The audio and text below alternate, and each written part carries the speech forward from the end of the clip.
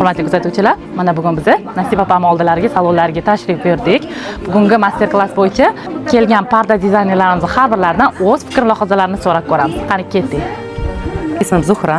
2000-yilda tikishni boshlaganman va 2015-yilda do'kon ochib, 25 yillik tajribam bor.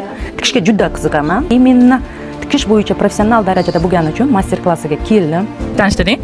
Assalomu alaykum. Ismim Inobat. Jizzaxdan kelganman. Eurostyle saloni asoschisiman. 10 yillik stajga egaman. Master-klassga o'zim uchun yangiliklarni o'rganish uchun kelganman. Qayerdan keldingiz? Men Farg'ona viloyati Yozyovon tumanidan kelganman. Master-klassdan juda ham ko'p insightlar oldik. O'zimga kerakli ma'lumotlar oldim. Choksiz pardalarni, daynov shoflarni endi ko'rdik. Biz ham ularda juda ham ko'p narsalar o'rgandim. Sizga yoqdimi? Juda ham yoqdi. Keyin so'yin, ko'ryapsiz, hamma narsa shu darajada rivojlanyapti.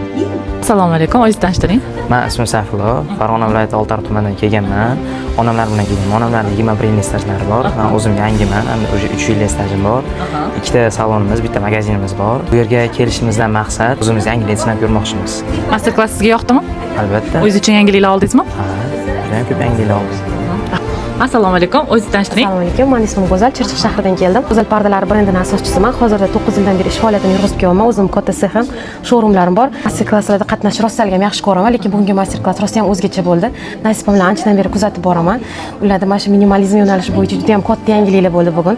Planshetda eskiz chizish, ularni tushirish, hammasini sir-sinoatigacha o'rgatdilar. Ularga kattakon rahmat, Alloh rozi bo'lsin ulardan. Assalomu alaykum, o'zingizni tanishtiring. Sirdaryo viloyati Baxt shahridan kelganman. Ismim Munira.